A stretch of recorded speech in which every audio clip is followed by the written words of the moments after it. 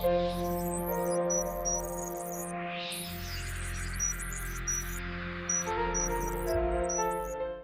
games with their own currency make it complicated, but Chaos World is trying something different with something called Red Diamonds. It's the main currency in the game, and the way you earn it is actually pretty straightforward.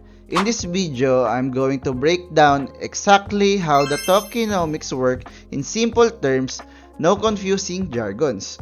Red diamonds are the core currency in Chaos World. You can use them to buy items in the in-game trade market. What makes them unique is that you can only earn them by selling items you've gotten through normal gameplay on the marketplace. Once your sale goes through, you receive red diamonds. It's that simple. The total supply is fixed at 1 billion. No more will ever be created. This is meant to keep the economy stable over time. So how do you actually get the red diamonds? You play the game normally, collect items, then sell those items on the in-game marketplace. Once the sale is settled, you get paid in red diamonds.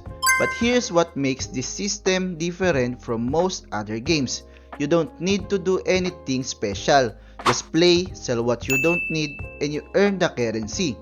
Web 2 players can fully enjoy the game using only red diamonds without ever touching crypto. Web 3 players can take it one step further. Now, let's talk about how the economy actually works. There's a sale fee when you sell items. Normally 50%, which is in my opinion quite high. But if you have a paid pass, it drops to just 10%. That's a big difference. So I think they did it to prevent abuse and multi-accounts. After launch, the price of red diamonds will follow the open market on the DEX based on supply and demand. However, the game will set a floor price for in-game red diamonds to help protect their value. The team has said these rules could change based on how the economy performs, so it's good to keep an eye on updates.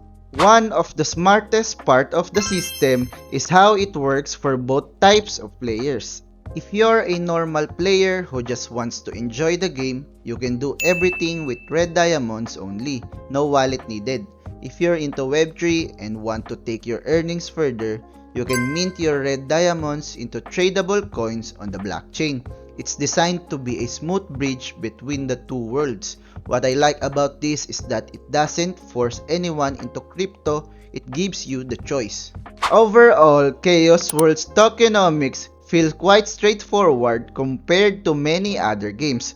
Fixed supply, clear earning methods, and a system that actually works for both casual and Web3 players.